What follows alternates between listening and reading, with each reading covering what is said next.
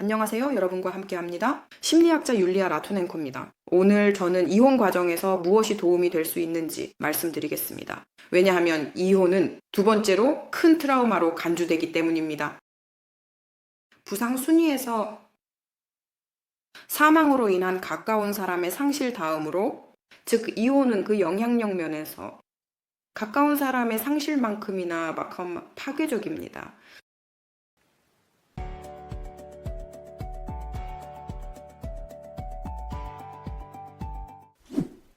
시작하기 전에 여러분의 지지와 좋아요, 구독, 그리고 제 비디오를 소셜미디어에 공유해 주시기를 간절히 기다리고 있다는 것을 상기시켜 드립니다.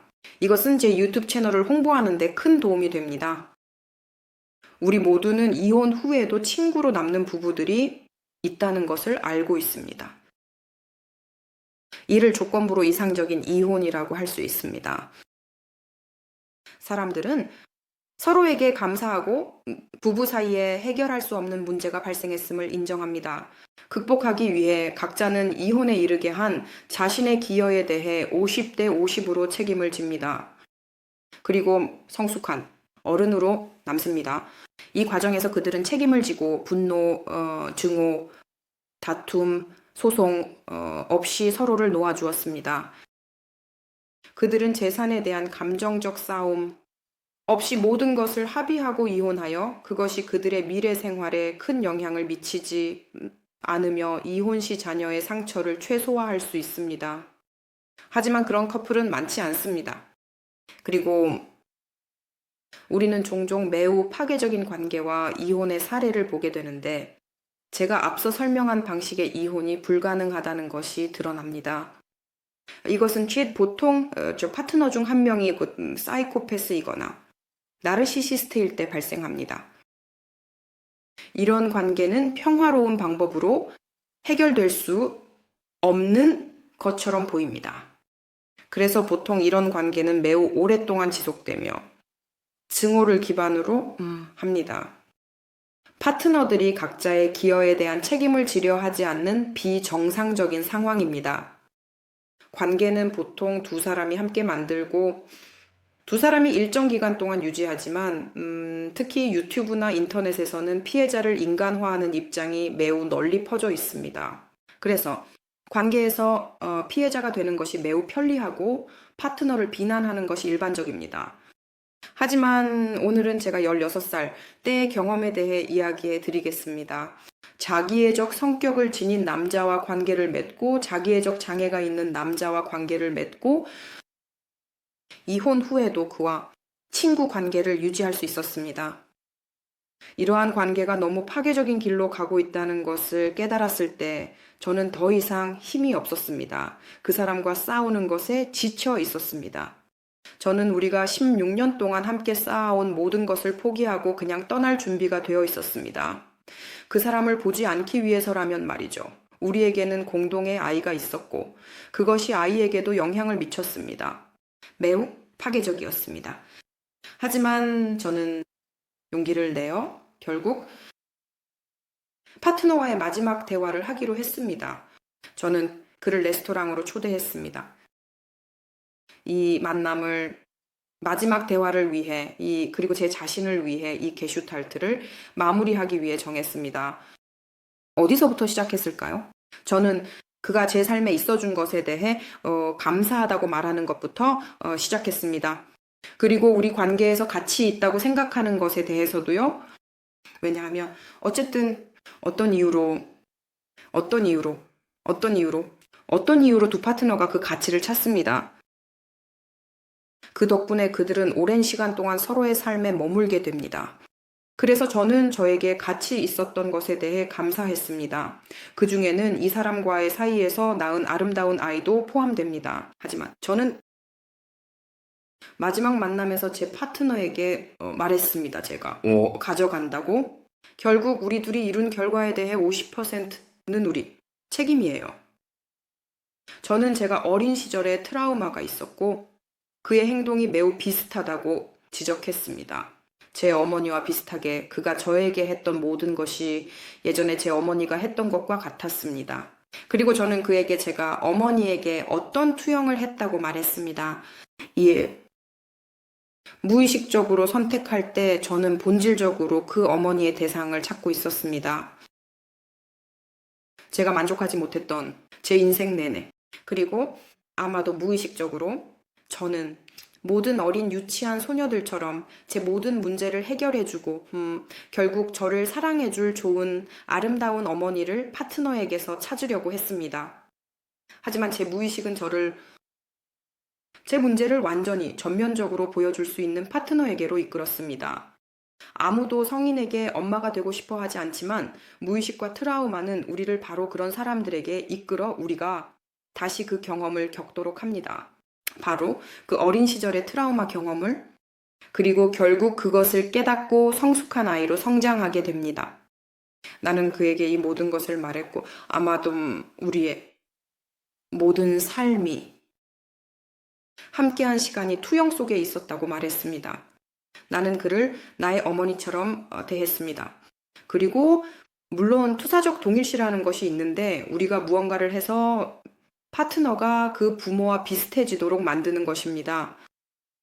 어린 시절에 우리를 상처 입혔던, 즉 우리의 부상이 결국에는 발전하도록 이 공간을 준비하는 것처럼 보입니다. 그리고 우리가 다시금 우리의 무의식적인 문제들과 마주할 수 있도록, 즉 나는 나의 트라우마에 대한 책임을 지기로 했습니다. 왜냐하면 아무도, 그도, 다른 사람도, 심지어 나의 어머니조차도 이미 그녀가 한 일을 했지만 지금 나는 성인이며 나만이 책임을 질 수 있습니다. 내가 나의 트라우마와 어떻게 일하는지, 어떤 파트너를 선택하는지, 네, 물론 선택에 실수가 있었지만 그것은 나의 선택의 실수였습니다. 그리고 성인으로서 그 당시 나는 이미 심리학을 매우 깊이 공부하고 있었고 조금씩 일하고 실습을 시작했습니다. 나는 용감하게 행동했고 나르시시스트인 파트너를 상대했습니다. 말할 수 있었습니다. 그동안 고마웠다고. 너와 함께한 시간과 네가 나에게 준 것에 대해. 그리고 여기 내 책임에 50%가 있다. 이제 잘 들어봐. 네가 내 대한 행동에 대해 스스로 책임을 질 수 있을지 모르겠다. 그리고 나는 그에게 말했다. 무엇을 관계에서 나를 매우 상처받게 했던 것과 내가 불만족스러웠던 것에 대해, 이 관계에서, 그리고 내가 말했죠. 이것들은 내가 더 이상 참을 수 없고 참기 싫은 것들이다. 나는 너에게 감사하지만 너에 대한 나의 상처와 분노가 우리가 함께하는 것을 방해한다. 그리고 우리 관계의 이 지점에서 나는 그것을 끝내기로 결정했다. 그리고 나는 너에게 나를 놓아달라고 부탁한다. 내가 너를 놓아주는 것처럼 같은 감사함으로 우리의 상처, 우리의 니카의 증오, 그것이 이미 우리의 관계를 너무나도 갈라놓았는데 계속해야 할까? 나는 아무런 의미를 보지 못한다. 그러니 끝내고 친구로, 남자. 그리고 아시다시피 나는 내 파트너를 나르시시스트라고 생각했는데 그는 실제로 그렇다. 그런데도 내가 그런 충동에 반응한 것에 놀랐다. 그리고 나에게 말하길, 그래, 네가 말하는 모든 것을 이해해. 사실 우리 둘 다 그렇게 했어. 나는 나의 책임이 있고 너는 너의 책임이 있어. 물론 그는 자신의 책임을 내가 했던 것처럼 구체적으로 명시하지는 않았다. 아마도 그는 진실하지 않았을 수도 있지만 나는 더 이상 신경 쓰지 않았다. 왜냐하면 나에게 가장 중요한 것은 그에게 나의 50%를 말하고 내가 우리 관계에서 본 그의 50% 책임을 그에게 돌려주는 것이었다. 그가 그것을 받아들이든 받아들이지 않든 그것은 더 이상 나의 문제가 아니라 그의 문제이다. 그래서 나의 이런 행동은 나를 해방시켰다. 계속 나를 해방시켰다. 이 사람과의 감정적 전쟁의 연속에서, 그리고 우리를 친구로 남게 했다. 그 이후로 나는 이제 관계를 어떻게 끝내고 어떻게 환경적으로 이별할 수 있는지 알게 되었다. 그리고 나는 모든 파트너와 몇 번의 결혼을 했다는 것을 숨기지 않는다. 전 파트너들과 친구로 남아 심지어 만나고 친구로 지내며 서로 도울 수 있다. 우리는 단순히 다른 질로 넘어간다. 그래서 이 경험을 여러분과 나누고 싶었고, 아무리 두렵더라도, 아무리 분노가 가득 차더라도 여러분은 힘을 찾아서 파트너와 대화할 수 있다는 것을 말하고 싶었다. 내가 예전에 했던 것처럼 자신의 50% 책임을 지고 50%를 파트너에게 넘기는 것이 매우 중요하다. 결국 여러분은 이 사람과 함께 많은 시간을 보냈기 때문에 수년간, 그리고 아마도 여러분은 제 방식이 별로 마음에 들지 않을 수도 있다라는 것을 압니다. 왜냐하면 더 쉽기 때문입니다. 상대를 비난하고 그가 나르시시스트라고 말하며 나는 순수한 희생자라고 하거나, 남성이라면 나르시시스트 아내의 희생자라고 말하는 것이, 우리는 인터넷에서 나르시시즘을 악마화하고, 알다시피 희생자를 마치 천사처럼 보는 태도를 유도합니다. 하지만 우리는 종종 희생자들이 나르시시스트와의 관계에서 얼마나 독성적인 입장을 취할 수 있는지, 도발하고 조종할 수 있는지를 알고 있습니다. 우리는 관계에서 우리가 무엇을 하고 있는지, 그리고 우리가 스스로 책임져야 할 것들을 인식해야 합니다. 그래서 이것은 매우 용감한 행동이지만, 만약 당신이 성인이라면 제가 무슨 말을 하는지 이해할 것입니다. 만약 당신이 여전히 자신의 길을 걷고 있으며 성장 중이고 아직 성숙함을 느끼지 못한다면 상호 책임에 대해 이야기하자는 제안에 분개할 것입니다. 저는 나르시시스트에게 가서 이건 내 잘못이야, 모든 게 너의 잘못이야, 너는 정말 멋져라고 말하라는 것이 아닙니다. 아니요. 저는 우리가 함께 결혼 생활에서 한 일에 대한 책임을 명확하고 구체적으로 나누자는 것입니다. 우리는 함께 그것에 참여했습니다. 하지만 많은 분들이 저를 이렇게 이해할 수 있습니다. 즉, 당신은 파트너에게 가서 내 책임은 단지 내가 내 경계를 허물도록 허용한 것, 내가 너를 참아준 것 뿐이다 라고 말해야 한다고요. 이것도 하나의 방법입니다. 그리고 그것은 약간 교활하고 조작적인 면이 있습니다. 여기서 사실 당신은 책임을 많이 지지 않습니다. 자신의 참여에 대해. 당신은 이렇게 말할 수 있습니다. 그래, 나는 너를 참아줬고 너는 파괴했으며 나는 모든 것을 허용하고 참아줬다. 많은 피해자들이 바로 이런 방식으로 자신의 책임을 인정합니다. 그리고 완전히 다른 방식으로 말할 수도 있습니다. 그래, 나는 상처받은 사람이고, 그래, 내게는 어린 시절의 트라우마가 있어. 그래, 나는 너에게 부모의 모습을 보았고 그것은 나의 문제야. 그래, 나는 나의 모든 어린 시절의 필요를 충족시켜줄 멋진 엄마를 찾고 있었고 그것은 나의 문제야. 그래, 나는 공존의존적이고 그것은 나의 문제야. 하지만 그것이 끝이 아닙니다. 내 책임의 50%가 있어. 예를 들어 내 책임은 네가 무언가를 했다는 것에 있어. 그리고 심지어 목록으로도 나는 심지어 이런 예를 들 수 있어. 만약 커플에서 버림받은 트라우마가 있는 사람이 나르시시스트와 커플이라면 이렇게 말할 수 있어. 이렇게 대화를 진행할 수 있어. 하지만 내가 말하기 전에, 예를 들어 그런 커플이 이 대화를 어떻게 진행할 수 있는지가 여러분의 구독과 좋아요가 저에게 매우 소중하다는 것을 상기시켜 드립니다. 잊지 마세요. 그리고 댓글로 여러분의 이별이 어떻게 이루어졌는지 혹은 남아있을 수 있었는지 알려주세요. 친구들과 그리고 전 파트너와 함께.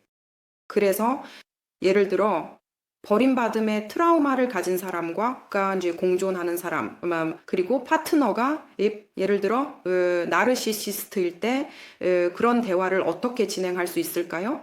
사실 제 경계가 정말로 약하다고 말할 수 있습니다. 저는 외로움이 두려워요. 그건 제 책임이에요. 그래서 당신에게 집착했어요. 저는 공존하는 사람이에요. 그래서 저는 많은 것을 참았어요. 그건 제가 공존하는 사람이라는 제 문제예요. 저는 희생적인 입장을 취하고 불안하고 통제하려고 해요. 아마도 당신은 그것을 좋아하지 않았고 저에게 화를 냈을 거예요. 그리고 나서 주제에 대한 책임의 몫이 있다는 것을 말하세요. 모든 사람은 자신의 상처에 대한 책임을 집니다. 어린 시절에 자신의 단어, 행동과 반응. 그래서 다음으로는 나르시시스트 파트너에게 돌아갑니다. 당신은 공감 능력이 없어요. 당신은 가치를 깎아내리고 조금 비판적이에요. 이것은 매우 아프고 불쾌합니다. 이것은 모든 친밀감을 완전히 죽입니다. 당신은 감정적으로 차가운 사람이고 나에게 큰 우월감을 드러냈습니다. 그리고 그것이 나에게 아팠고 더 이상 나에게 맞지 않습니다. 나는 관계를 끝내기로 결정했습니다. 행동. 이렇게 하면 책임을 단순히 나눌 수 있습니다. 모든 성인은 일어난 일에 대한 책임을 나눌 줄 압니다. 동등하게. 관계에서 한쪽이 나르시시스트이고 다른 쪽이 피해자인 경우 누가 더 잘못이고 누가 덜 잘못이라고 말할 수 없습니다. 이것은 유치한 책임 분배입니다. 그래도 모든 것을 나눠야 합니다. 50대 50으로 특히 이혼에 관한 경우에는 여기까지입니다. 제 채널을 구독하고 좋아요를 눌러주시고 제 비디오를 소셜미디어에서 공유해주세요. 또한 여러분의 이혼이나 파트너와의 이별이 어떻게 이루어졌는지 댓글로 남겨주세요. 친구로 남을 수 있었나요?